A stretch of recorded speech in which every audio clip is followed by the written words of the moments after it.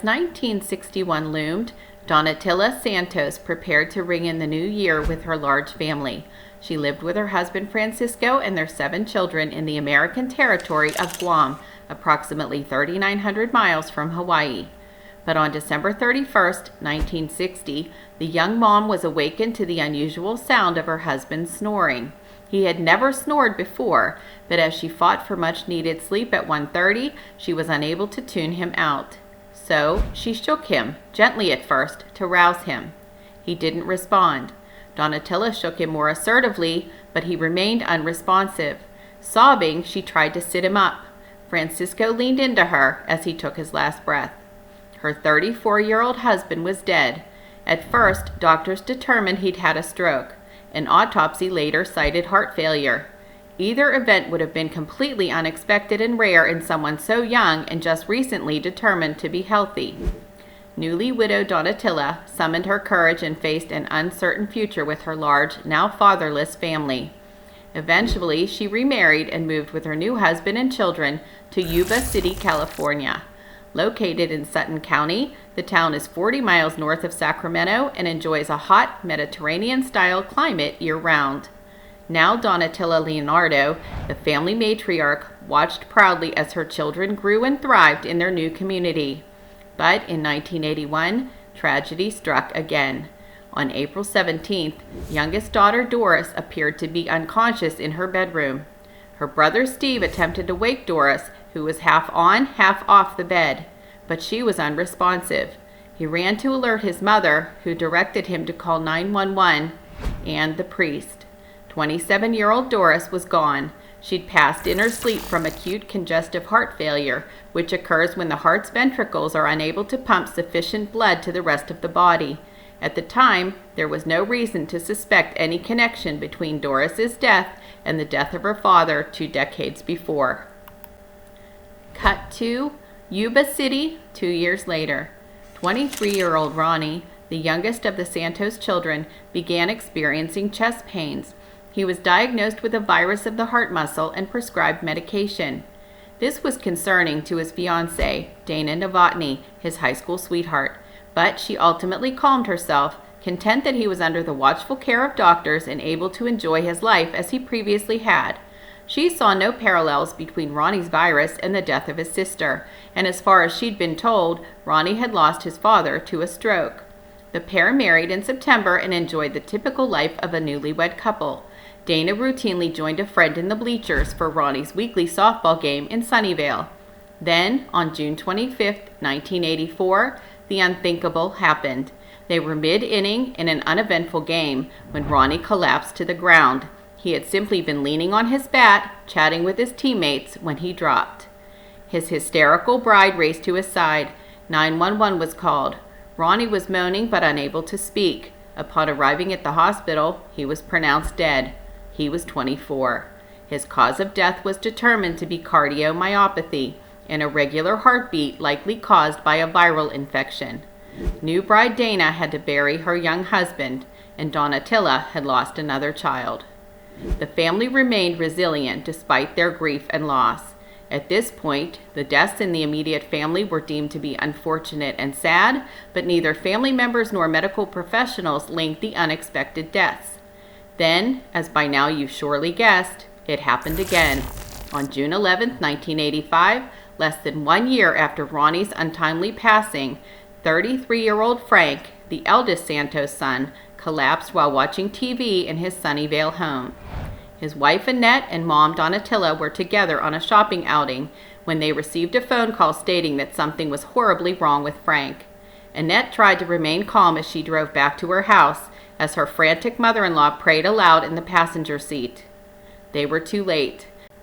By the time they arrived and raced past the ambulance and into the living room, Frank was gone.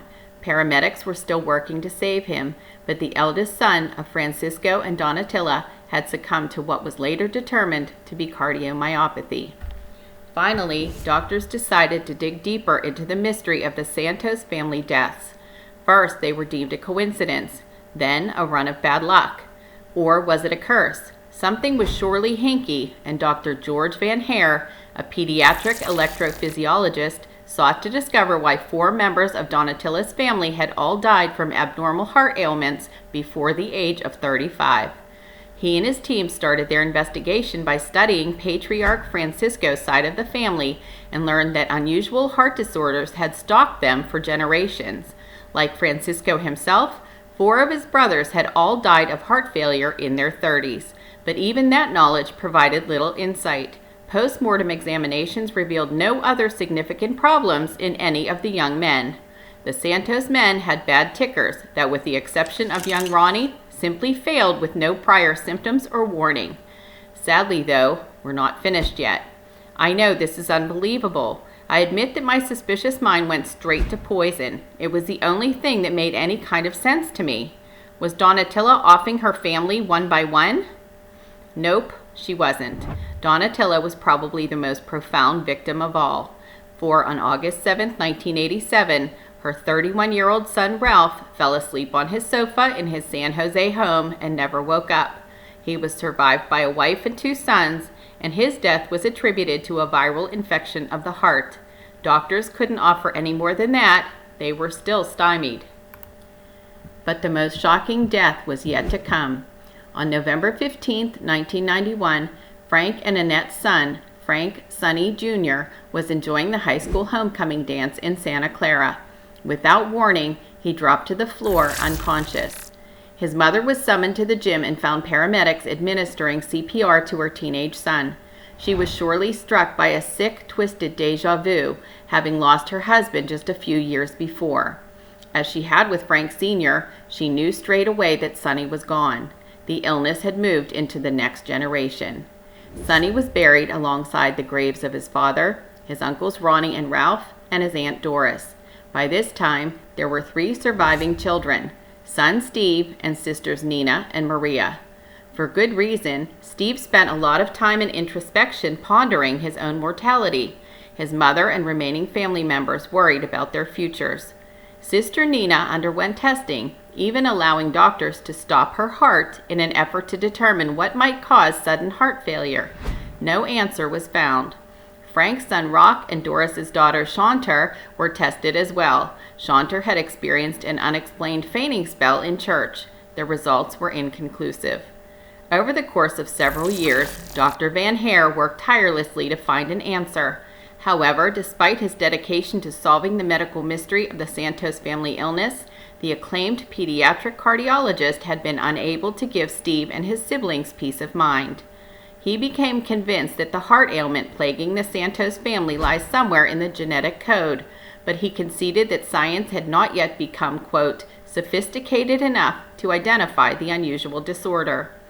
Dr. Van Hare still practices today and is consistently recognized by the Best Doctors in America list, specializing in the diagnosis and treatment of heart rhythm disorders. His quest for an answer to the Santos medical mystery finally came to an end in the early 1990s. Many viewers like me may be somewhat familiar with this case, which aired on Unsolved Mysteries on April 1, 1992.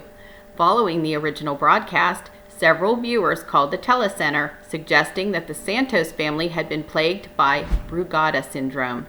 The genetic disorder is most often seen in Thailand and Laos and presents in heart arrhythmia resulting in sudden death, even when no known underlying cardiac diseases are present. The remaining family members were tested, and the diagnosis of Brugada syndrome was confirmed. Frank's son now wears a pacemaker, and the other survivors take daily heart medication.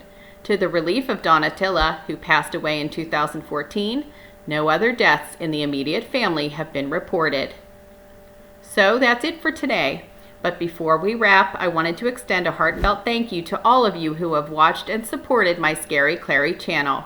This week marks my 1-year anniversary, and I'm so grateful to all of you, especially my subscribers, who have been so generous with your support and encouragement. It really means so much to me. I hope you'll continue to watch and comment. I want to close by saying that my husband and I are taking a much-needed little break, but I will be back with more videos in a few weeks. We moved from Pennsylvania to Florida almost 2 years ago, but with lockdown, a second move, and other circumstances, we really haven't gotten a chance to explore our new city. So we're taking a little staycation. But as I said, I'll be back in August with more compelling stories. Until then, be well and enjoy the rest of the summer. Scary Clarey out.